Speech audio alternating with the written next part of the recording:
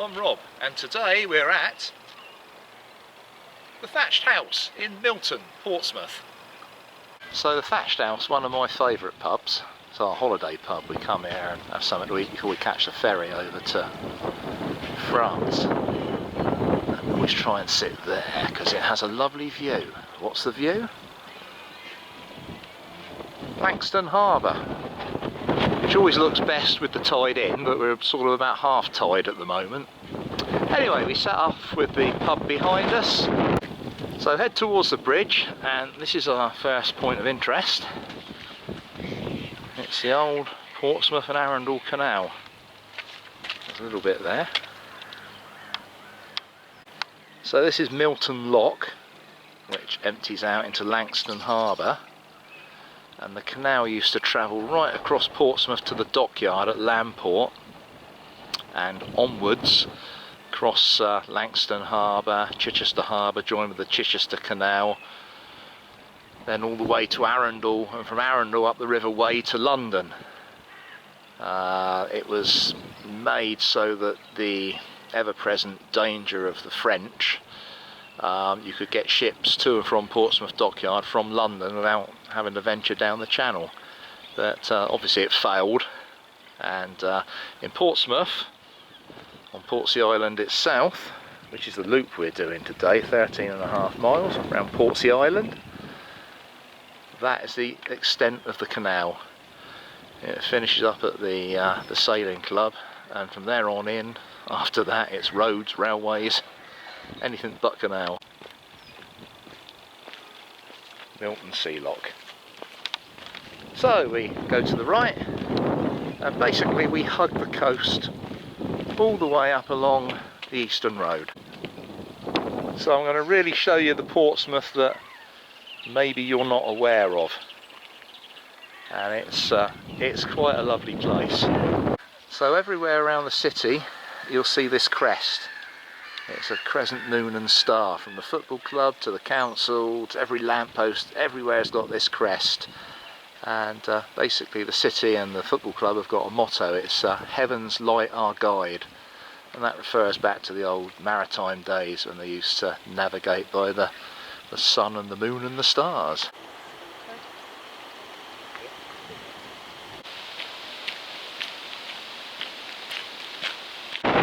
So we're crossing Milton Common now. There are 3 lakes on Milton Common. There's Swan Lake, Duck Lake, I can't remember the name of the other one. But it was formed from what was Milton Lake, and just to give you an idea, the harbours around Portsmouth, Langstone, Portsmouth Harbour, different areas are named something or other lake. So just up like the lock there at Milton, here it's Milton Lake. It was part of the harbour, sort of inlet.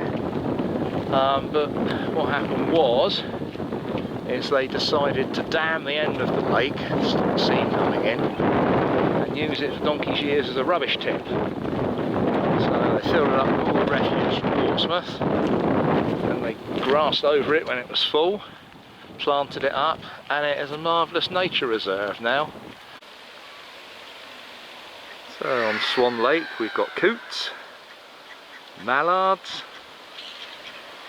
seagulls, everything but swans.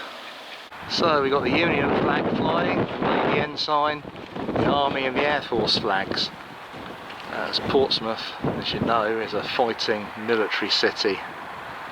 So this is what they call the People's Memorial. As you can see, it's a tribute to the serving men of the British forces. Portsmouth has got a fantastic community, a brilliant community spirit, and that's shown up here by this, all put here by local people, benches, picnic tables, even a dove house. People can come down here and enjoy the lovely views, and just remember members of our armed forces. So I was absolutely right, it is a nosh shack, and here is the gentleman that runs it. So what's with the flags then, mate? So the flags is a little bit of my heritage. So Zimbabwe is the one with the little eagle in it. That's where I was born. Sorry, what is the first one? The eagle? Zimbabwean. Zimbabwe, yeah. So I was born there. One just behind the blue, white, black is Portsmouth, where I grew up. And then obviously you got the South African flag. South Africa. Yeah. So I was in South Africa for school, but that's a little bit of my heritage where I'm from. Oh, that's brilliant. Do coffee and a few traditional things from back then. Right, so how long have you been here with your coffee shack? Since the end of July. Oh, quite recent then. Yeah. Right in the middle of lockdown. What a good start. And I'm here until November, and then hopefully next year we'll see whether we'll be back again with the council. Yeah. That's superb. Well, thanks very much, and have a good day. Same to you. Cheers. Thanks. So if you're a fiend for the salad cart, there's a harvester there. We take the path, thankfully going away from the eastern road, round the back of the harvester. So this is Harbourside Caravan Park. It disappeared a few years ago and then came back slowly, and now it's back to its full glory, or even better. I think it's mostly residential. I don't know. Could be some holiday vans there. So there's that badge again, and it's the Portsmouth Outdoor Centre.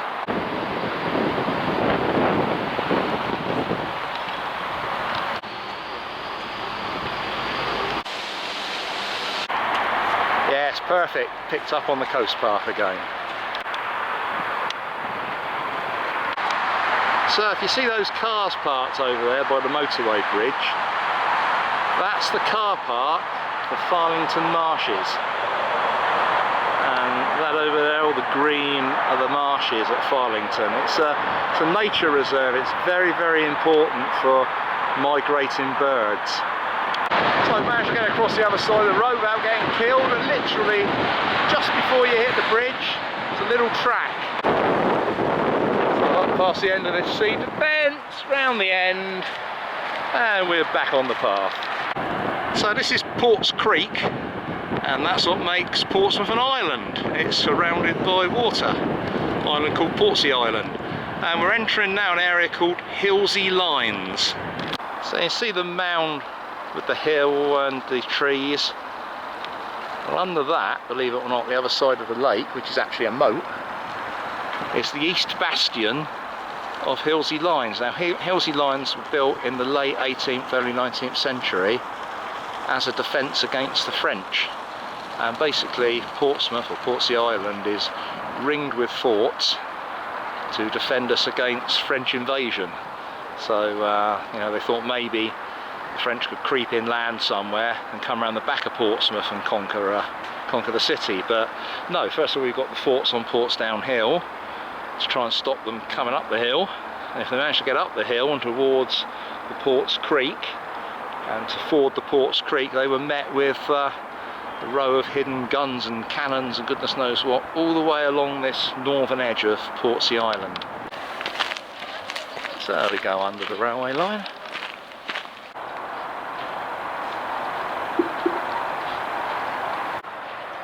Now, the locals know Hilsea Lines as Fox's Forest, for obvious reasons.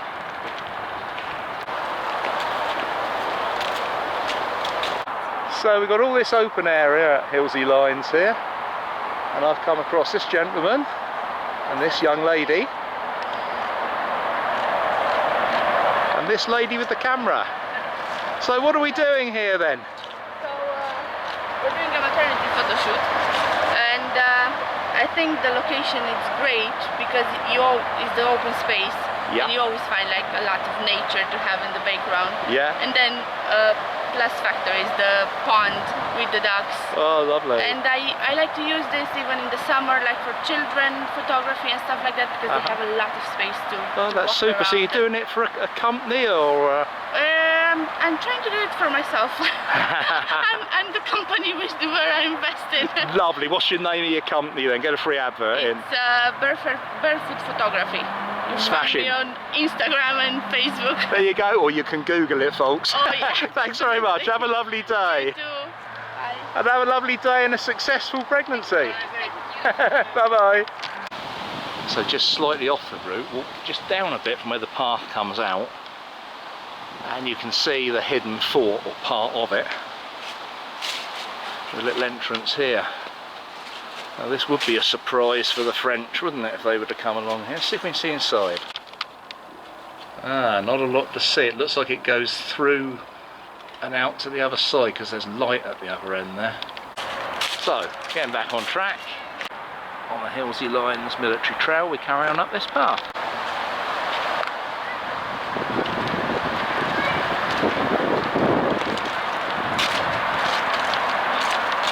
Heading up this path onto the road, and we're going to cross over the footbridge. So we're on the bridge crossing the main London road. It's about the 5 mile mark. Now if you want to go back to the pub, then instead of coming up on the bridge, go down to those bus stops down over there and take a bus towards Milton, and it will take you some way towards Loxway Road. If there's one goes down Loxway Road, all the better. I'm not sure about that, but you can split the walk here if you like. So if you do, I hope you've enjoyed the first bit, and if you're arriving to do the second bit, then this is where you'll start. So we come off the bridge down towards the old Hilsea Lido to pick up a nice waterside route. So we've come off the bridge and along this path here.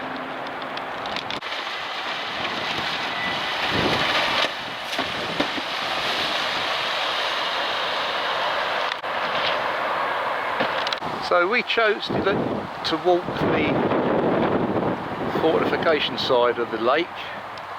You could equally have chosen, as I think I've marked on the map, to go this side of the lake to walk along the creek, but as the tide is kind of out at the moment, didn't think there's much to see. So anyway, whatever way you go, it all joins up here and we walk along the seawall towards the Mountbatten Centre. I promise you, it wasn't me did that on their new wall. So that's the sails of the south that you can see along the motorway, and that's Goliath, the big marine crane barge waiting for breaking up in Pound Yard. Well, that's a pretty nice place to stop for your lunch, better if the tide's in, of course. I've never understood that little sculpture, why there's looks like a jacks that you used to play with as a kid on the end of it. So we've got the Mountbatten Centre and the athletics track. Some of the birds you can get here: black-headed gulls, redshank, cormorant, oyster catcher, black-tailed godwit. So now, pretty boring bit of the walk through the houses, just for a short distance. So we take this route down through where the old Greyhound Stadium was, and basically following the blue signs along. So turn right, following the Pilgrims Trail. So blue signs, Pilgrims Trail. So end of the road, another blue sign you're looking for, Pilgrims Trail. City centre, down here towards Stamshaw. So we'll leave the park behind and you head into this bit of car park where there's a boatyard.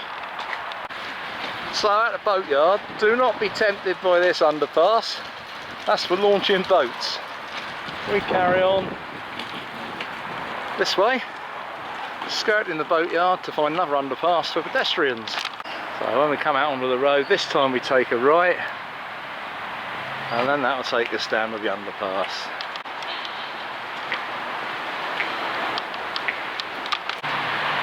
Out the other end and do a left, and we're the other side of the motorway.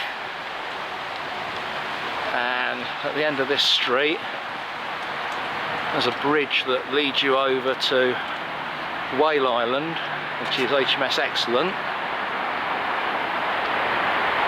just there. But we're crossing the road and going straight on to go down by the ferry ports.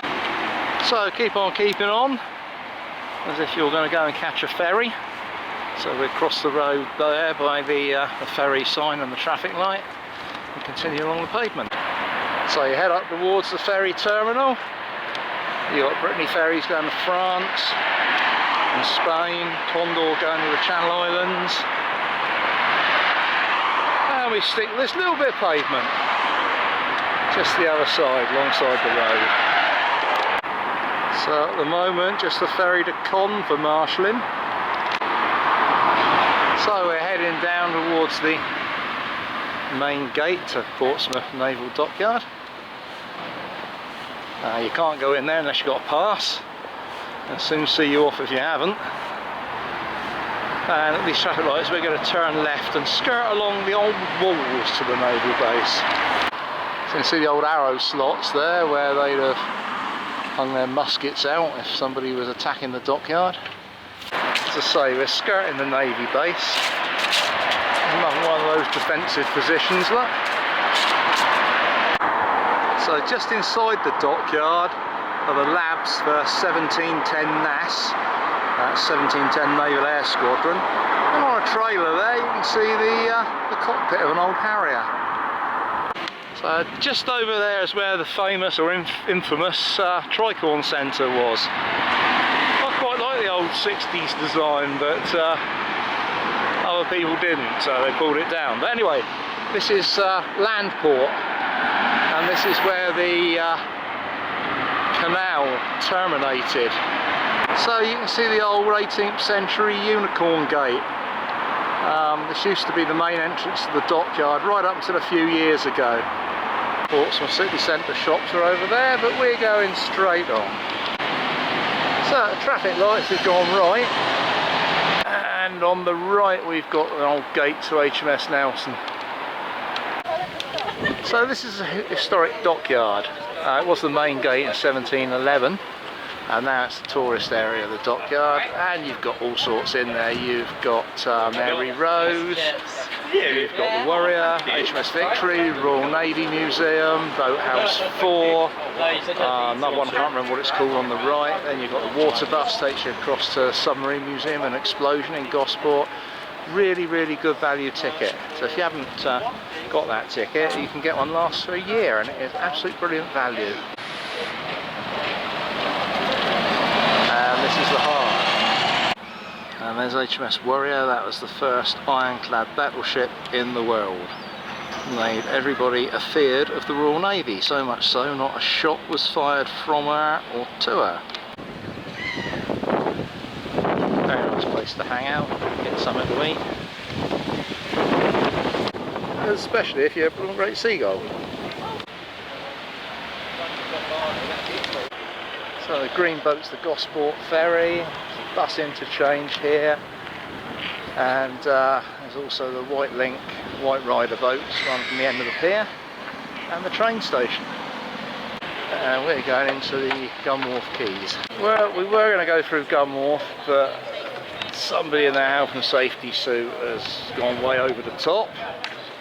They funneled everyone through one entrance, through narrow pathways over crossings, when you could spread them out and you could go through the arch and put a thing down the middle and you'd have been fine. So we can't see Gunwharf, which is really annoying. So we're going to cut out that waterside bit and walk around this way. Gunwharf was built in 2001 as a shopping centre. Before that it was HMS Vernon and then HMS Nelson, and it was used for ordnance. In other words, it was a gun wharf. All the cannons and cannonballs would have been on the side ready to load on the ships. That's the Isle of Wight ferry terminal, and this is old Portsmouth. So this is the Camber Dock. That's the Isle of Wight ferry and the Spinnaker Tower. That's Ben Ainsley's yachting headquarters. And the Bridge Tavern. And you get trawlers from all over the place calling in here. This one's from Padstow. So what we were going to do before this COVID business at Gunwharf is from the Hard, go through the arch on your right under the railway, which takes you into Gunwharf, and then you walk through the centre of Gunwharf down to the Spinnaker Tower and the marina, and then walk alongside the marina away from the harbour, obviously, and you end up in the water. Cross over the bridge and you follow a path around the front of some new flats, comes out alongside the White Link ferry terminal, which dumps you out on that road over there, and then on through the Camber, as you've seen. Very sorry I couldn't show you. but as I said, I've chunted on about their COVID precautions at Gunwharf enough. So I'm going to desist now. Now we're walking down towards Spice Island now. So this used to be the White Link buildings, as the blue plaque says. And these have workshops down here on the right. So there's the St Clair, the White Link boat. That's all laid up at the moment. You've got the Prince of Wales and the Queen Elizabeth aircraft carriers. And you've got the Spinnaker Tower. So there's the Mary Mouse. That's a very nice restaurant come pub on an old lightship. And this is Portsmouth Point, basically, heart of Spice Island. It's called Spice Island because it's the oldest part of Pompey, and that's where all the spices from the Caribbean would have been offloaded and come down through the streets here. You wouldn't want to be walking through the streets here a couple of 300 years ago, because it was a red hot place to be washed over the head and given an opportunity for a career in the Royal Navy. So this house with the scaffolding up is called Tower House, and that was the home of the marine artist W.C. Wiley. Well, this is Capstan Square, so named because it had a capstan in it, which had a chain and across the harbour entrance to Fort Blockhouse over there, so that when the fleet was safe in the harbour, the chain used to come up to keep the French out. But anyway, this is the Round Tower by Edward III, finished by Henry VIII.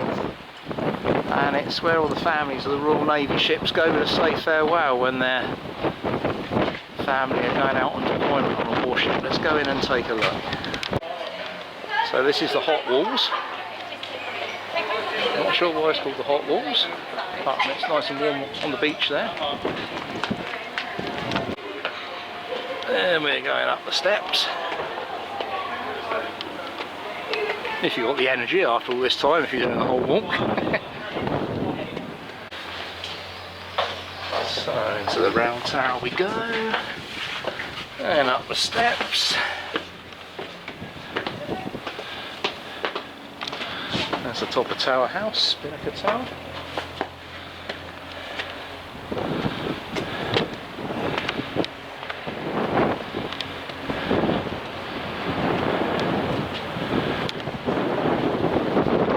And this is where you'd stand and wave goodbye to your loved ones as their warship sailed out of the harbour.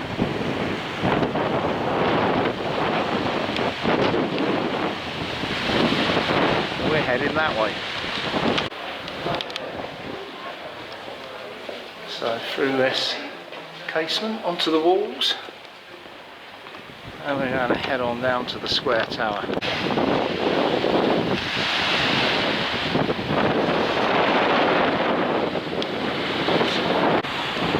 So that's the square tower, and that's another part of what they call Henry VIII's device programme. Now his device programme, which sounds like something really modern, was actually his plan to build a string of fortifications to protect England from the terrible French and the even worse Holy Roman Empire. So he built strings of castles, forts, you name it, all along the south coast. And Square Tower, Round Tower, Southsea castles we're going to see up here, they're just part of that. So that's the garrison church over there, bombed in the war. Much of this area was bombed flat in the war because of the Naval Dockyard. Pompey suffered a terrible hit during the Blitz. I can't believe the diversions today. They closed this bit of path now, so we've got to go up along this casement here. So it's really not been a good time for me to do this walk. We should be along that bit there, which takes you in the Clarence Pier, but it's all being upgraded for sea defences. So there we are, we've come down the slope, followed following the path along now. So, after a mahoosive diversion, back on track.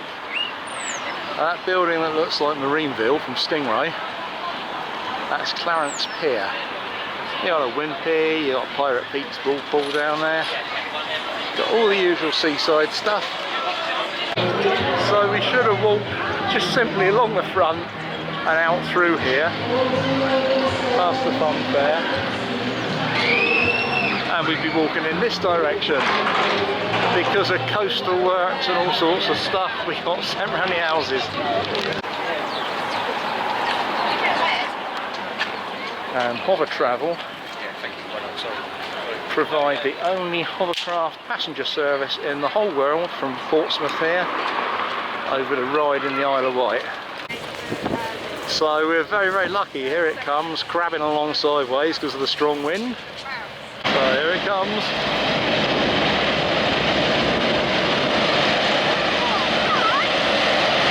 Seems just wrong, doesn't it? And there she goes, and this is where we get wet. Oh no, actually all the wet is flowing the other way. Oh no, it is wet. So there's the big Portsmouth War Memorial on Southsea Common. That's where all the remembrance services will be in a few weeks' time. Although possibly not this year. I think a lot of them are massively scaled down. So this is the latest addition to the D-Day Museum. It's the tank landing craft number 7074. Obviously used for landing tanks at D-Day. It's got a special building built for it here on the seafront. So that looks like that'll be a darn good visit when it's open. So there's the D-Day Museum. I think they call it the D-Day Experience now. So there's Southsea Castle. That's open between March and October. That's built in 1544 by, yes, you guessed it, Henry VIII again. And that's a good visit. It's free to go in, so a good day out. So there's the pyramids, brilliant swimming pool in there with a wave machine and flumes and all sorts. Only one around for miles and miles and miles, and for some reason Portsmouth want to close it and put a ball pool in there. No, I don't understand either. Oh, hello. I'm saying nothing. Absolutely nothing.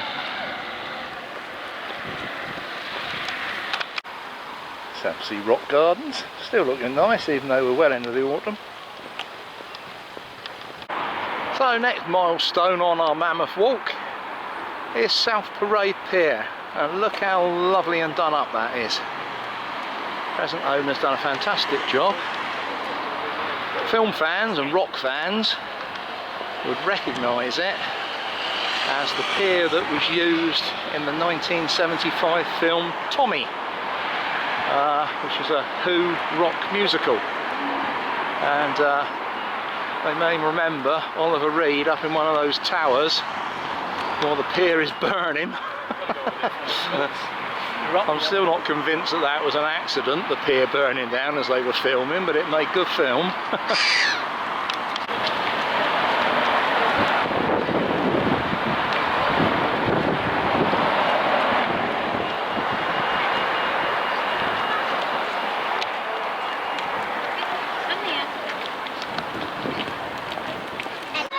I do believe it was that tower there.